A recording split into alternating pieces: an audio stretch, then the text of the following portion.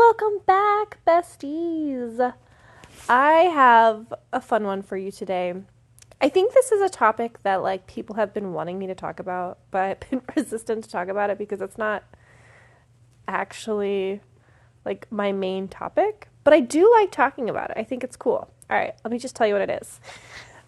Okay, so obviously my business is about, kink and working with people who are kinky and want to bring that into their lives and, manifest it. I fucking love that shit. So that's a big part of my content and what I talk about. But also, I have ADHD, and just by the nature of that being a big part of my life, that comes into Kinky Bestie a lot too. So I work with a lot of people who have ADHD. I share a lot about it, a lot about ADHD systemization and all that kind of stuff. But usually all of this is in relation to, talking about relationships, talking about playtime, talking about self-acceptance, talking about actually living a kinky life. But today I'm going to tell you what it's like to be in business, to be a business owner, an entrepreneur in the kinky space if you're neurodivergent like me, ADHD, or even if you don't have ADHD, I think this would be helpful. Oh my gosh, my partner's so lovely. I just got a notification. He's talking about how many people he wants at our wedding. We are not engaged. I just love him. Okay, anyways. So yeah, I get questions about this a lot because I think this, is just very interesting to people who see what I'm doing and are inspired by it and motivated by it. And while I want to be clear that this is not as of this moment, this is not the direction I'm totally taking all of my business. But, I do work one-on-one with people. So our one-on-one work is totally customized. So if this is a path that you're interested in going down, this is something I can mentor on because, this is a thing that I'm doing. But let's talk about it. Okay, I have a few big key points here that I want to address. And I'll lay them out there for you here. That's the logistics of actually having memory issues and how I deal with that in relation to working with people one-on-one and having more than one client. And just how that ties in with ADHD. I'm also going to talk about rejection because that's a real part about being in business is, you're going to be rejected. And if you have rejection sensitivity disorder or dysphoria or whatever, RSD, which is pretty common with ADHD, this might be amplified for you. So, how I manage that in my business. I'm mostly going to talk about topics, how I picked this topic to begin with and, why it's really important that you really think about your topic before picking something. And just kind of some of the general, pros and cons of, having your own business and being an entrepreneur with all this fun stuff going on. So, first things first, let's talk about if you have memory issues with ADHD, how do I actually deal with remembering client info when I have, multiple clients at the same time. And this also kind of ties into choosing your topic really wisely, because for me and my ADHD is very motivated by novelty. Because if I find something interesting, I can be really engaged in it. And this is the part, this is where I notice a lot of my memory issues stemming around too. Pieces of information that I don't think are very interesting, names I have a really hard time with, because a lot of times names aren't super interesting. I'll remember an interesting name pretty easily, but yeah, something has to be really interesting, engaging for me to get on board with it. So this is actually something that I've structured into my business, and that's by choosing the most niche fucking topic in the world that I'm only going to attract the coolest people that I really like talking to. So what I mean by that is, okay, there are so many different routes that I could do this thing, right? Like I could, because I want to help people and I like interacting with people one-on-one. And, what's another way I could do that? Well, I could become a therapist. That's a pretty like traditional route to getting that like similar outcome. And you could get someone, who is interested in kink and has ADHD, going down that path. But,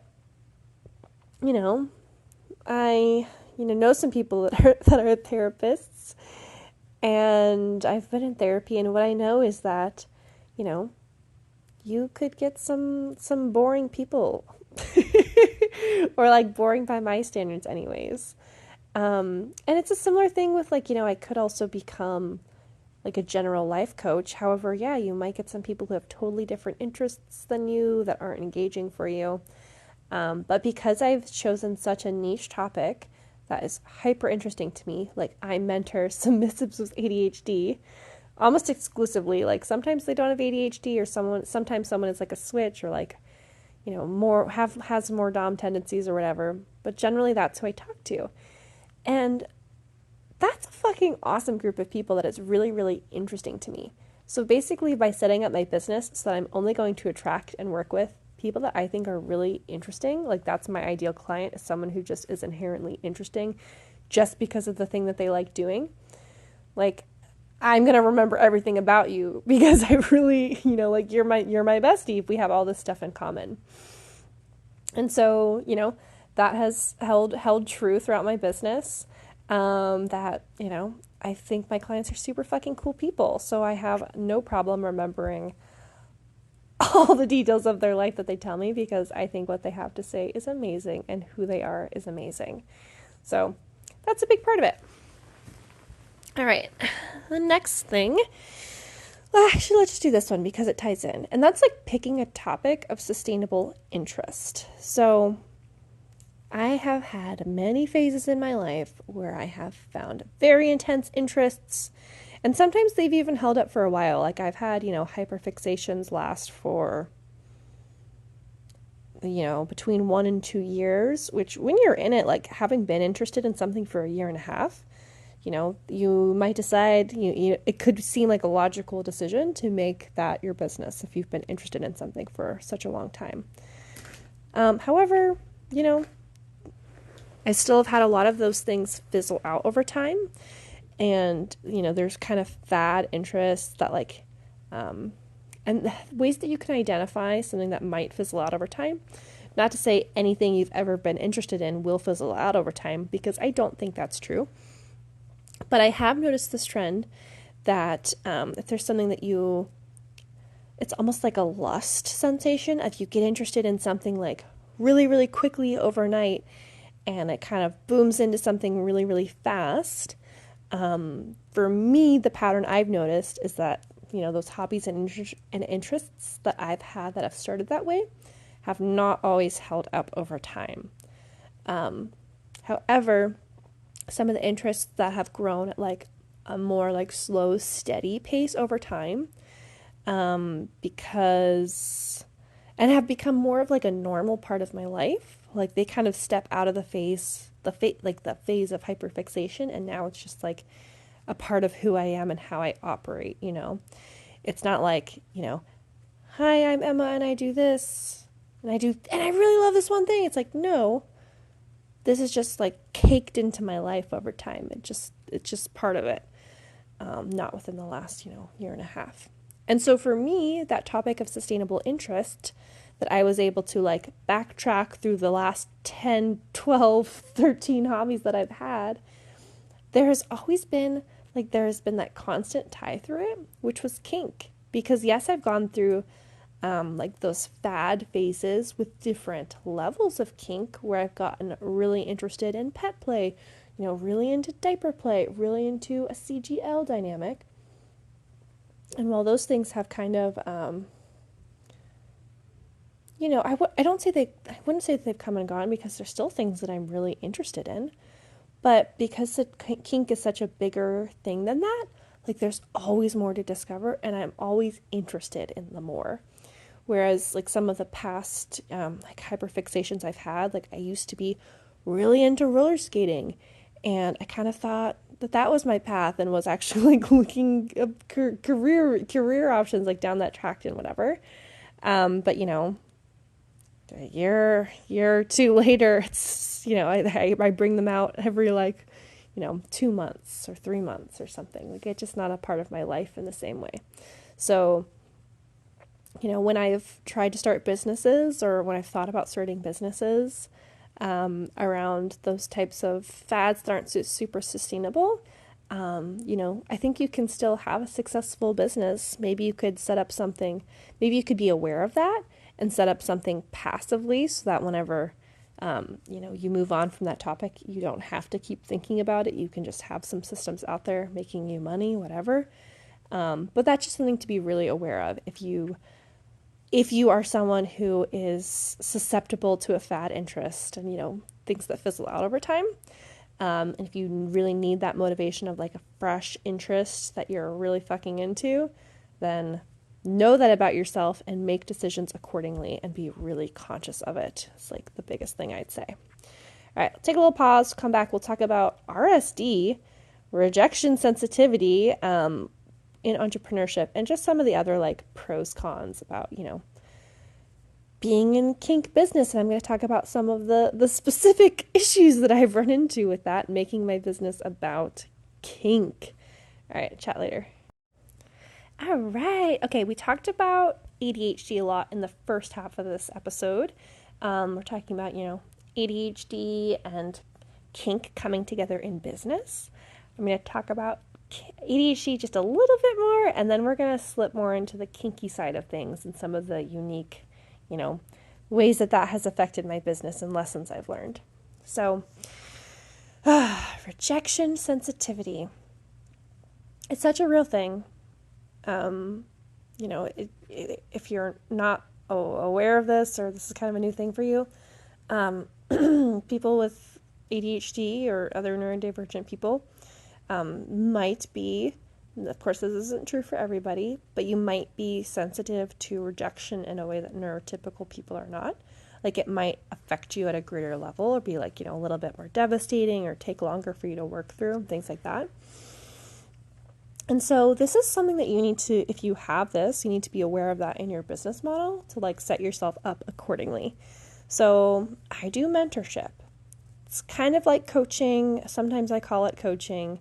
But when you look at a lot of like coaching models, especially people who are like in that beginning stage of their coaching journey, there's a lot of opportunities to be rejected in there, like where people will do discovery calls, you know, which are basically like sales calls. So there's rejection there.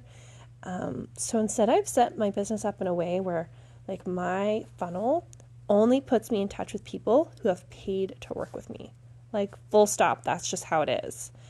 Meaning that if someone has paid to work with me, like I'm not selling to them and being rejected by them. Instead, I just put out like a lot of educational content. And, you know, I'm never going to be selling to someone one-on-one because I have free content that just lives out there that does that for me.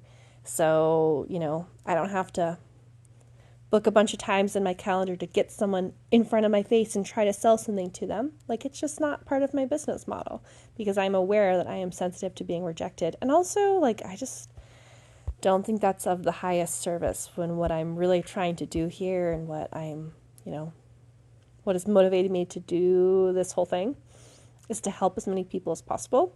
And I can't help as many people as possible if all of my like free unpaid time I'm investing into this business is just like one-on-one with one person. Whereas free content I put out there can be available to everybody. And, you know, just grows so much bigger than that, which is really important. So that's something to be mindful of. Okay. Talking about kink in business, because this is something I, maybe, you know, I'm like rolling my eyes into the back of my head in hindsight. It's 2020. Like, I feel a little silly about this now, but I'm just going to share some things that maybe you haven't thought about if you've wanted to start a kinky business or something like what I'm doing. And that's that. Surprise, surprise. Kink is still taboo for a lot of platforms out there in this world who are not on board with it. And that is something I've had to learn the hard way.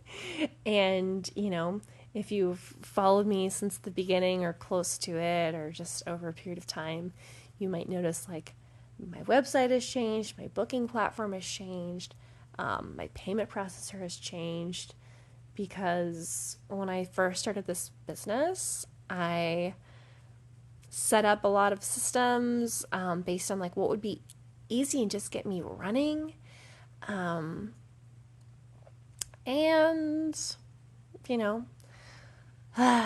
well, I'm still glad that I'm ultimately glad that I did that, because, it did enable me to start and get things out there and just, hit the ground running and start making money and grow confidence and make this a part of my life.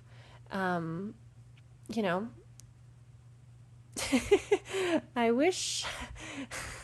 still wish I would have been a little bit more considerate, maybe made some slightly different moves, because it's been like a lot to transition over, but I don't know, I still do kind of,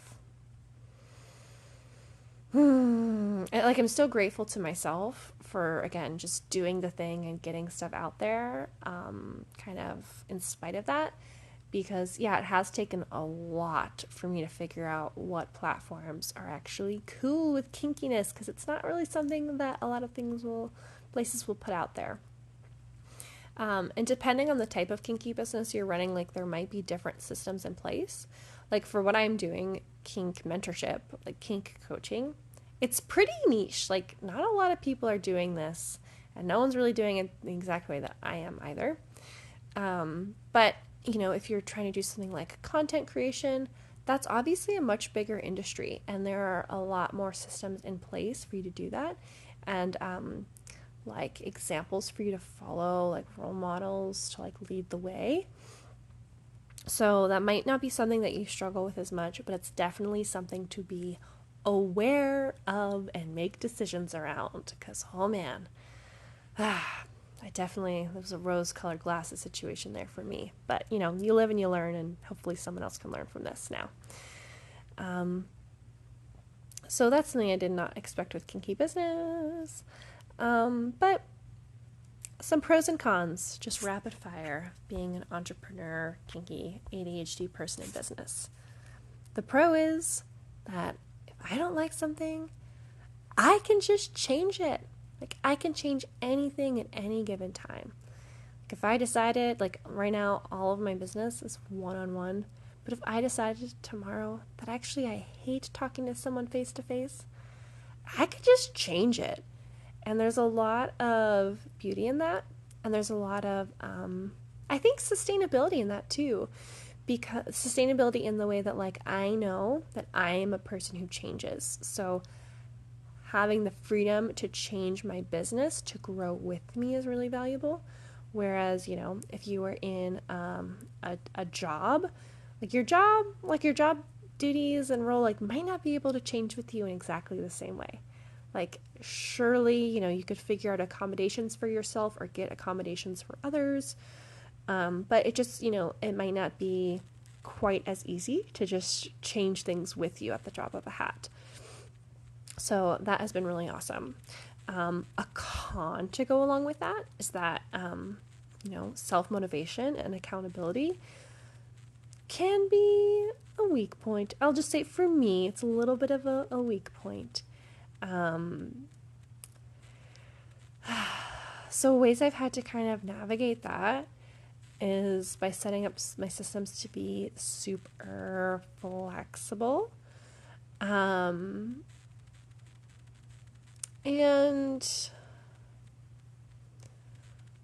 also just being loving on myself for that and riding the waves whenever they come.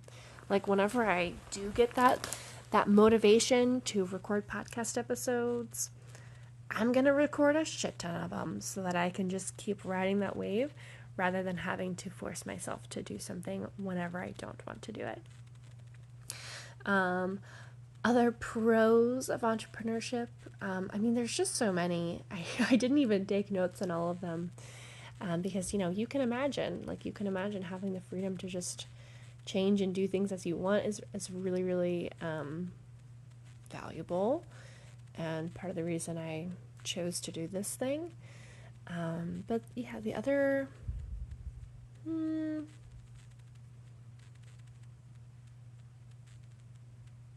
it's really like the other big pro I can think of off the top of my head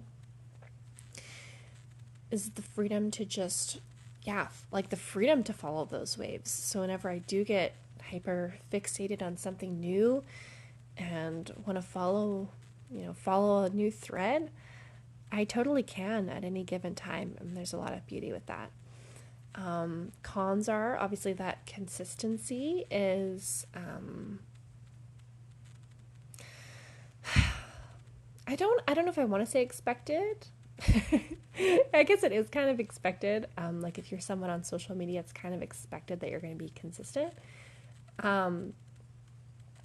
And yeah, your audience might expect it a little bit, but even if your audience doesn't expect that, like it's still like it's very it's rewarded in social media land and preferred in social media land for you to, be consistent. They want you using their platform for them to promote you on their platform. It's just kind of how those things work. So I've had to learn a lot about batching to create consistently, even though, I'm not a consistent person, and really leaning more into content scheduling where possible. And also just, lovingly acknowledging that I need some help here. So, I've had to get some automations in place, and also, I'm in the process of onboarding someone, to join my team and support me with this piece because I know it's a weak point for me. And yeah, just having that extra accountability there will be very valuable. But, that just leans itself right into another pro, which is that, if I want support, I can get it. I could just set up my business in a way where, I can have someone come in and help me with the pieces that I don't like as much, so I can really just expand my capacity to just do more of the shit that I do like and do really excel at, which is, again, more of that one-on-one, face-to-face, getting in with somebody, which is the shit I love to do. So I hope that this is valuable or just interesting, even if this is not the path that you're currently on, period. But again, I am a kink mentor. So this totally is something that if you are interested in going down this route and want a mentor to guide you through it and show you some of the hard lessons and make them a bit easier, I'm available to do that kind of thing. And I will see you in the next lovely episode. I swear to God, we're going to get back to like normal self-development things after this and stop talking about business. But I do get a lot of questions about this, so I did want to spend just a little episode to chat through it a little bit more. All right, well, see you next time.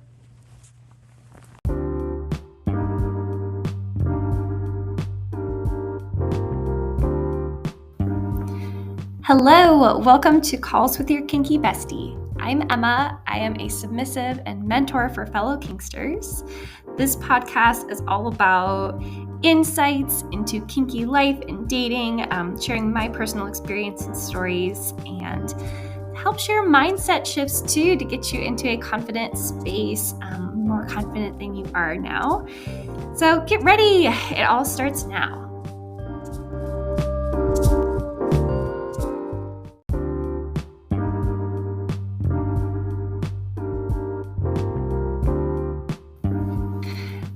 Just a little break to share that if you are loving this podcast and my content, if I'm someone you could see yourself working with, but you're wanting more direct support for your specific situation, I do offer mentorship.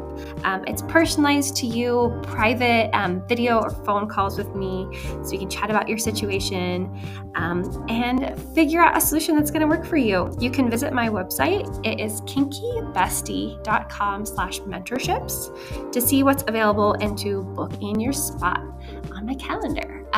It's Kinky with a Y at the end and Bestie with an IE at the end. The link will be in the show notes, so you can check it out there.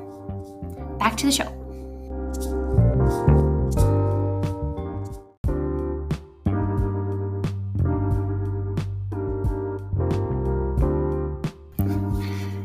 Thank you so much for joining me this episode. You can follow the podcast on the platform where you're listening to get updates with new episodes. You can follow me on social media at Kinky Bestie. I'm on Instagram. You can also check the show notes for any links or resources that I talked about in this episode, or just more ways to connect with me. And please share this with your kinky friends who could benefit from this type of content. There is also an option for each podcast episode to engage with Q&As or polls. So I'd love to hear from you and create future episodes around what you want to chime in with. So please check those out in the show notes too. And I look forward to hearing from you. Bye.